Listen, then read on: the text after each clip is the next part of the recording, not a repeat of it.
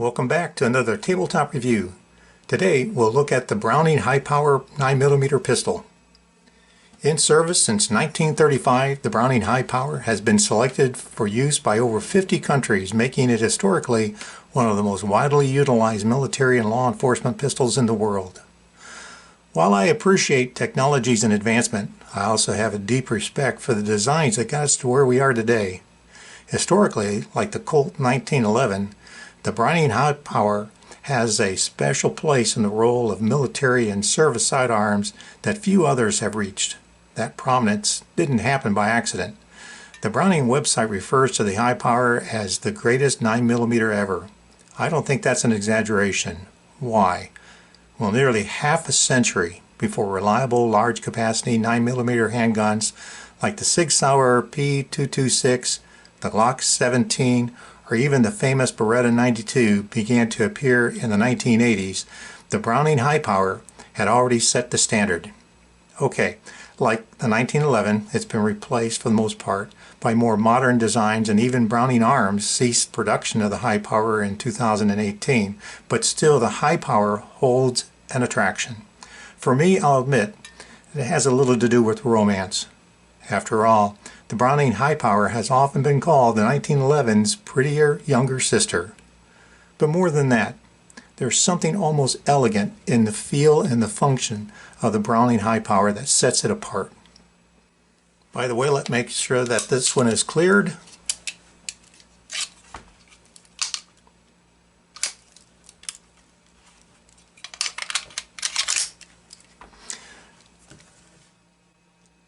John Moses Browning is probably one of the most prolific, if not famous, of all gunsmiths.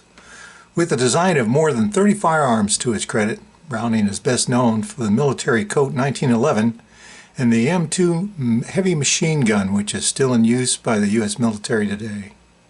He also invented the 380 ACP, the 45 ACP, and the 50 BMG gun calibers.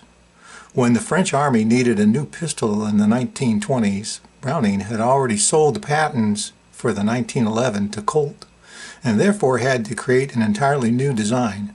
However, it was also, by Browning's own account, an opportunity to really design what he felt he should have designed earlier with the 1911, but hadn't.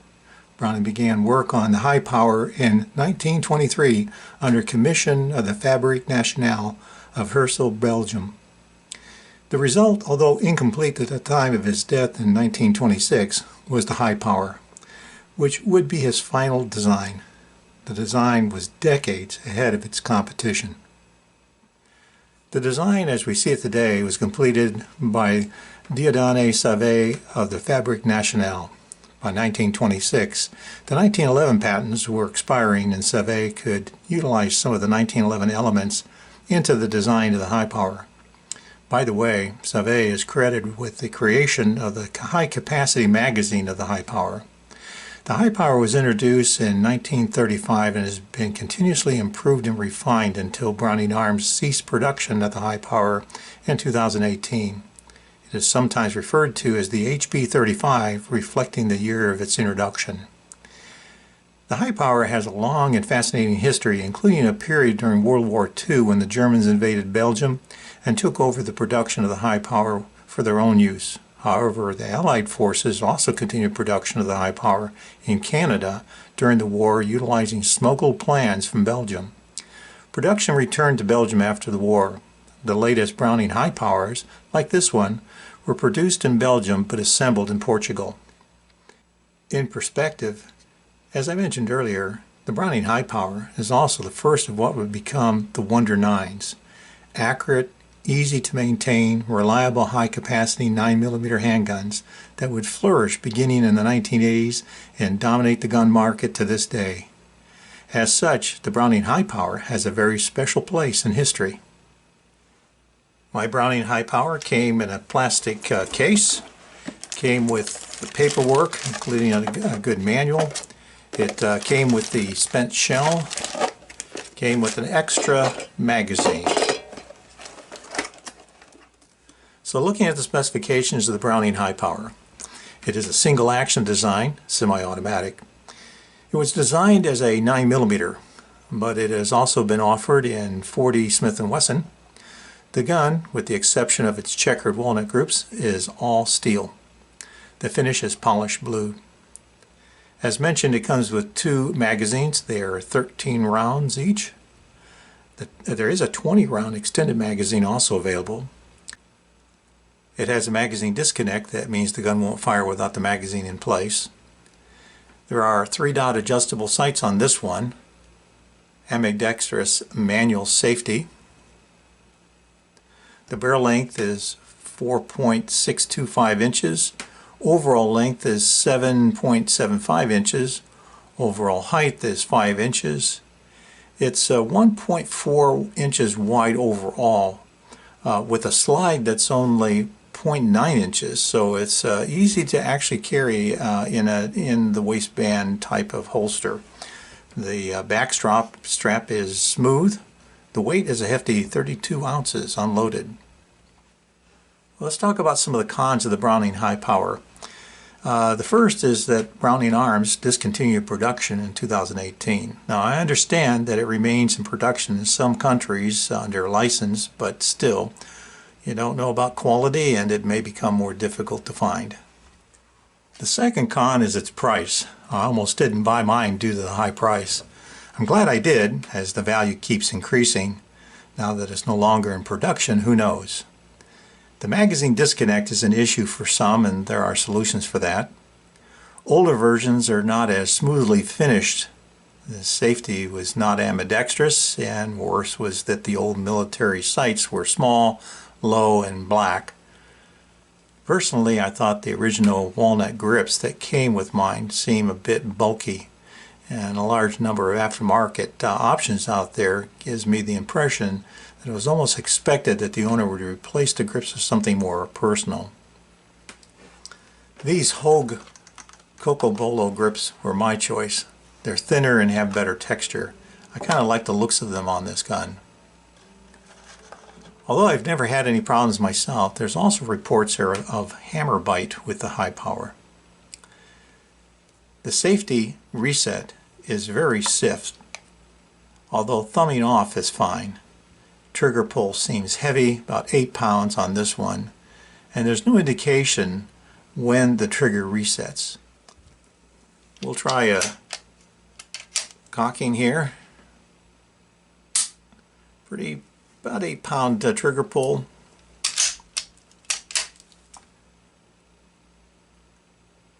Again, no indication of trigger reset. The hammer spring also seems very heavy. There are kits to correct this. One more thing is that this gun is actually designed to be carried cocked and locked, as they say. That makes some people nervous. Well, let's talk about some of the pros of the Browning High Power. First of all, it has absolutely awesome ergonomics. I just can't say enough about how good this gun feels in my hand. Now, I have hands with long fingers, but this gun is exceptional in terms of how it feels in my hands.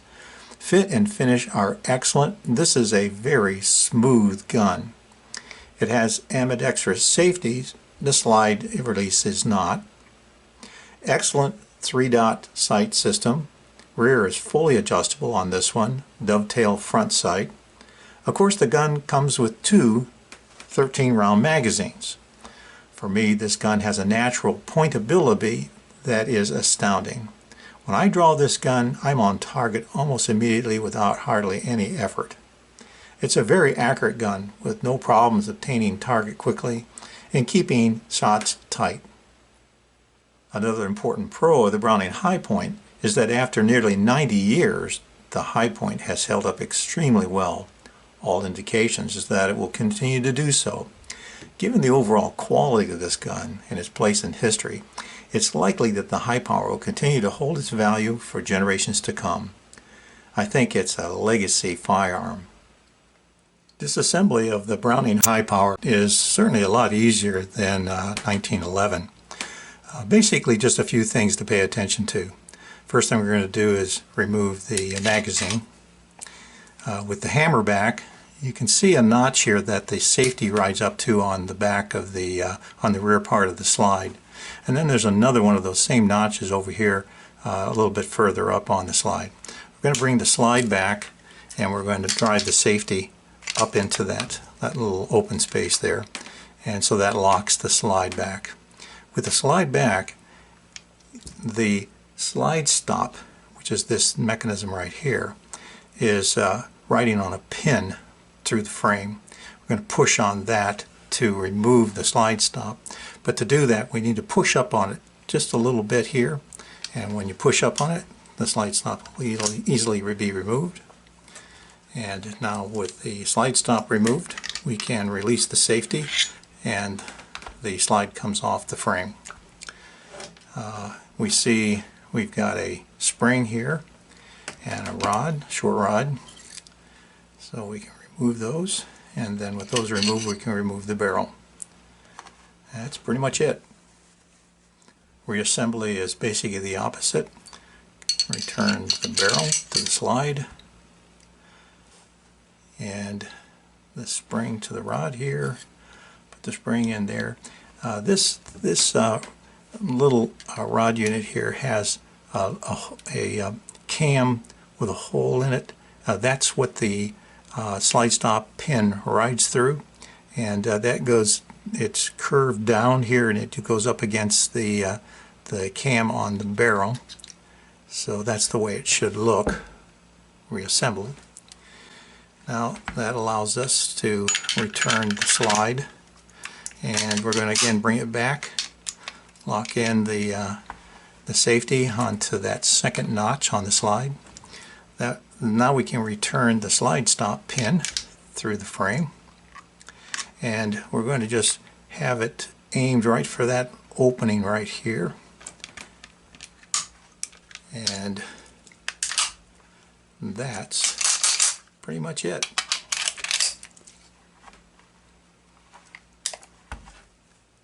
Today, new Browning Hi-Point pistols are what dealers have remaining in their inventories.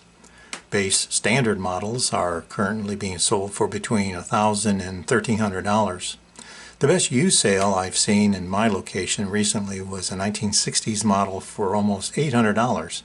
It looked a little worn, had only one magazine, no box, no manual. So here it is now with my new grips installed. By now you already know that I have a real thing for the high power. Just look at it. I know it's not perfect and it lacks the modern features of many modern 9mm options out there today, but I love this gun. John Browning said he did everything right in designing the high power that he should have done with the 1911. I think it shows. I mean, I'll admit that I like my 1911, but there's no denying that the Browning and Sauvé design improvements that resulted in high power were indeed refinements to a firearm that would lead the way for a new generation of handguns. Still in use by a few police and military groups like Canada, around the world, the Browning High Power not only has an impressive pedigree, it has a long and distinguished history as well.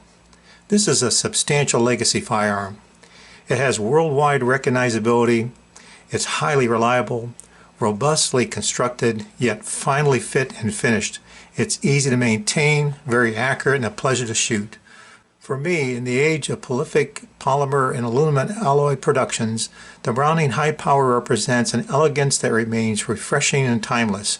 If you really appreciate fine quality firearms and have never fired or held a Browning High Power, trust me on this, you owe it to yourself to try one out. But be warned that you're flirting with seductive romance with this one. Any weapon you carry is better than one you left at home. Thanks for watching. Hope you'll be back for my next tabletop review. Until next time, stay safe.